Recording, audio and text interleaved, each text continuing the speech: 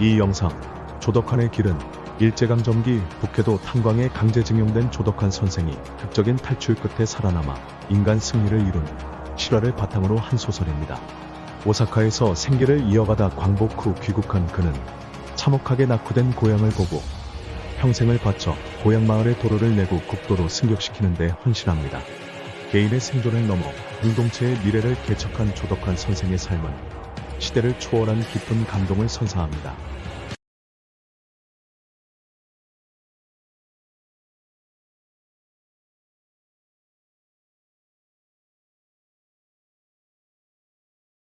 가와사키 그룹은 조선, 광업, 은행 등 다양한 분야에서 일본 내 중견기업으로 자리 잡았다. 특히 제2차 세계대전 동안 전쟁 물자를 생산하며 그 영향력을 더욱 확장했다. 군용기, 전차, 대포 등 군수 장비를 생산하는 이 회사는 일본의 태평양 전쟁 수행에 중요한 역할을 수행했다. 가와사키 그룹에는 한국의 젊은이들이 많이 일하고 있었다. 봉환형이 이곳으로 올 당시에도 500여 명이 왔었다고 한다. 이곳에 도착하여 계열 회사별로 선발하였는데 그중 400여 명은 남쪽으로 다시 배를 타고 떠났고 봉환형은 이곳에 남아 성실히 일하면서 능력을 인정받아 정착하게 되었다고 한다. 봉환형이 덕환에게 말했다. 만약 내가 광업부문으로 배정받아 갔더라면 넌 지금 나를 보지 못했을 거야. 그 말은 덕환에게 묵직한 울림으로 다가왔다. 그나마 다행히 중공업 부문으로 배정받았기에 지금의 생활을 할 수 있었다는 것은 큰 행운이었다고 생각했다. 시간이 흐르면서 덕환은 빠르게 비서실 생활에 적응해갔다. 소장의 믿음도 두터워졌다. 이제는 비서실장의 도움 없이도 단독으로 장거리 출장을 수행할 정도로 성장했다. 이동 중에도 소장은 정부와 군으로부터 받은 요청서를 검토하고 현장 지시 계획서를 정리하느라 바빴다. 덕환은 그런 소장을 옆에서 묵묵히 지원했다. 지방의 계열 공장을 방문할 때마다 미토마 운전기사는 덕환에게 따뜻한 형 같은 존재가 되어주었다. 소장님을 기다리며 시간이 날 때마다 그는 덕환에게 일본 사회의 이모저모를 알려주며 이곳 생활에 적응할 수 있도록 도와주었다. 소장님 출장길을 수행하면서 일본의 큰 도시들을 오갈 때면 덕환은 고국에 대한 걱정과 열등감에 휩싸였다.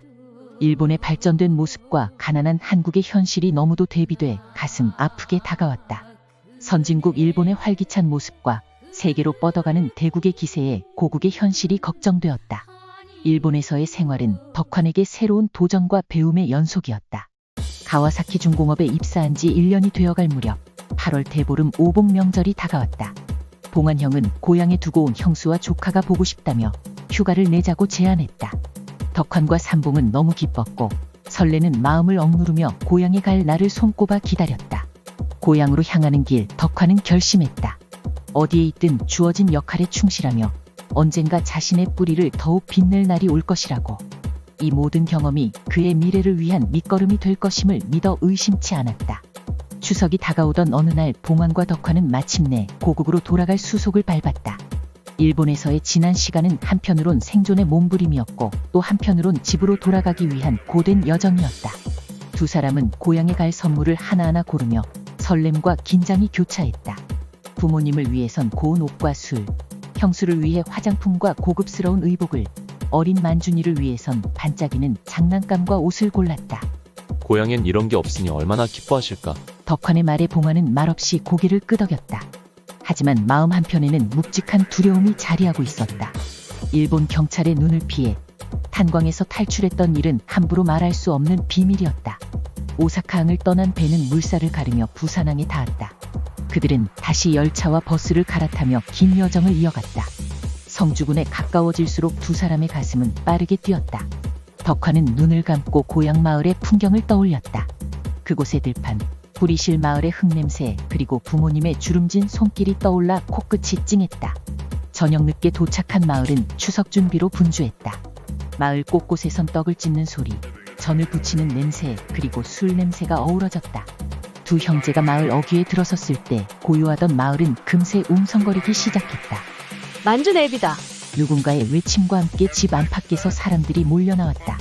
부모님은 맨발로 마당까지 달려나왔고 두 형제를 와락 끌어안았다. 정말 너희냐?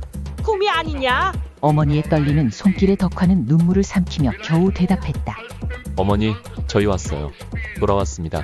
마당은 금세 동네 사람들로 가득 찼다.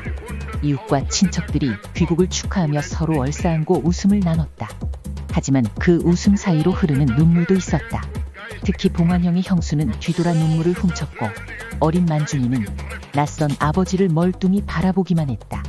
차례상 위엔 정성스레 준비된 음식들이 가지런히 놓였다. 조부모님의 위패 앞에서 숙부님과 형제들은 고개를 숙이고 두 손을 모았다. 차례를 마친 뒤 식구들은 봉환과 덕환을 둘러싸고 일본에서의 이야기를 쏟아냈다. 봉환은 신중하게 말을 골랐다.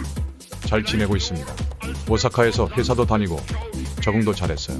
하지만 탄광에서의 고난과 탈출의 이야기는 끝내 입 밖에 내지 않았다. 오후엔 큰 누님 부부도 달려왔다.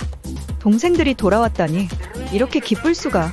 누님의 얼굴엔 오랜 그리움이 서려 있었다. 두 형제는 고향의 친구들과도 밤새 이야기를 나누며 웃음을 되찾았다. 사흘은 금세 지나갔다. 떠나는 아침 두 형제는 준비해온 선물 외에 약간의 돈을 나눠주며 가족들에게 마지막 인사를 건넸다. 봉환은 부인의 손을 꼭 잡고 말했다. 이 돈으로 만준이를 잘 키워주시오. 다음엔 꼭 함께 살 수 있도록 하겠소. 형수는 말없이 고개를 끄덕이며 눈물을 흘렸다. 마을 어귀에서 두 형제는 뒤돌아서는 가족들에게 몇 번이고 손을 흔들었다. 자주 올게요. 덕환의 목소리는 떨렸다. 하지만 그 약속이 지켜질지 아무도 장담할 수 없었다. 마을을 떠나는 길 두 사람의 발걸음은 무거웠다. 고향의 풍경은 익숙하면서도 낯설게 느껴졌다. 다음엔 더 오래 머물 수 있겠지? 덕환이 나직이 말하자 봉환은 고개를 숙였다. 그래야지. 하지만 두 형제는 알고 있었다. 고향에 돌아가기까지 그들 앞에 어떤 고난이 기다리고 있을지 알 수 없다는 것을. 바쁜 발걸음이 빨라지면서 마을은 점점 작아져갔다. 그들은 마지막으로 고개를 돌려 고향을 바라보았다. 마음속에서 작별의 말이 맴돌았다. 언젠가 다시 돌아올게요. 우리 고향. 고향을 다녀온 후 덕환과 형들은 연로하신 부모님 걱정으로 마음이 무거웠다. 봉환 형은 형수와 입학을 앞둔 만준이, 삼봉 형은 고향의 가족들 생각에 한숨을 쉬었다. 언제 돌아갈 수 있을지 기약도 없는 타국 생활에 마음이 무겁게 가라앉았다. 한편 일본의 태평양 전선은 일본 해군이 하와이 진주만의 미 해군 태평양 함대를 기습 공격한 이후 일본군은 파죽지세로 남방작전을 개시해 동남아시아와 남태평양 일대를 석권하고 저항하는 영국 해군을 격파하며 인도, 호주까지 위협하였다. 그러나 일본 제국은 미드웨이 해전과 과달카날 전투의 패배를 기점으로 하락세를 걷기 시작했다. 재건된 미 해군의 반격과 거듭되는 일본 해군의 패착으로 남방의 보급은 불안정해졌고 점령지 대부분을 상실한 채 본토 앞까지 내몰리게 됐다. 항복을 거부한 일본 제국 수뇌부는 이오지마 전투, 오키나와 전투 등에서 격렬한 저항을 하고 있었다. 전쟁이 격화되면서 전쟁 무기 조달과 병력 차출을 위해 일본 본토뿐만 아니라 한국, 필리핀, 대만 등 점령 국가에 대한 일본 정부의 착취는 극에 달하였다. 덕환은 마스모토 소장에게 상부에서 내려지는 지시와 분위기를 통해 일본의 불리한 전황을 짐작할 수 있었다. 회사는 전쟁 물자 생산을 위해 총동원되었고 직원들은 극심한 피로와 압박에 시달렸다. 연합군의 파상 공세에도 일본이 항복하지 않고 저항하자 결국 미국은 1945년 8월 15일 히로시마와 나가사키에 원자폭탄을 투하하고 소련의 만주 공세가 더해지며 일본 천황은 무조건 항복을 선언했다. 전쟁 이후 일본은 연합국에 점령당하고 기존의 체제가 해체되었다. 일본 제국의 전쟁 범죄자들은 처벌되고 협력자들은 공직에서 추방되었으며 거대 재벌들이 해체되었다. 가와사키 그룹도 해체되었고 직원들은 흩어질 수밖에 없었다. 덕환은 형들에게 고향으로 돌아가자고 제안했다.